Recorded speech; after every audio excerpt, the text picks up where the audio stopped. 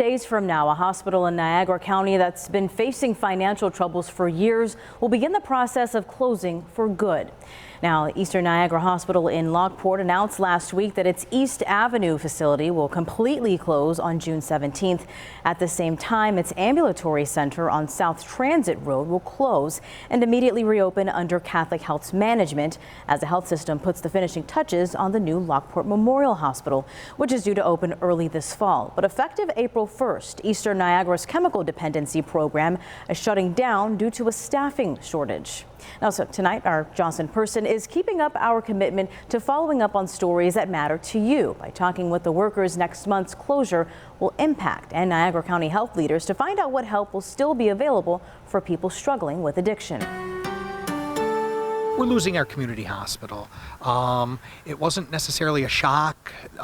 We have unfortunately known about it for quite a while, but it was a shock when actually we got a date that said, yes, okay, you know, June 17th is our last day. And April 1st will be the last day for registered nurses like Kyle Lambalzer to say their goodbyes to clients recovering from a drug addiction at the Reflections Chemical Dependency Program. Lambalzer has been working at the hospital for 25 years. Now he's working around the clock to make sure his clients aren't feeling the impact.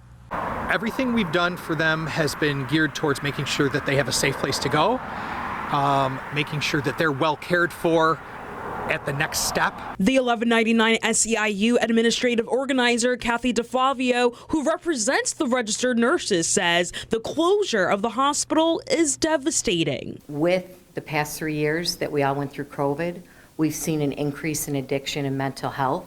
So that is needed much more now than any other time. And we don't have a lot of these facilities out there. So to see one of them closing is not, it's just not good for the community, especially the community of Lockport.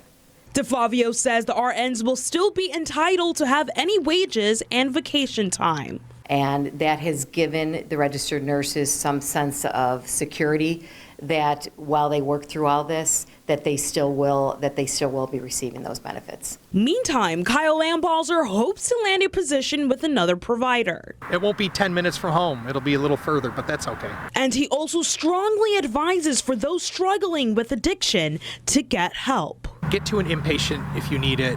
Talk to your family. Don't hide things from your family. Find help. Help is out there. Just find it.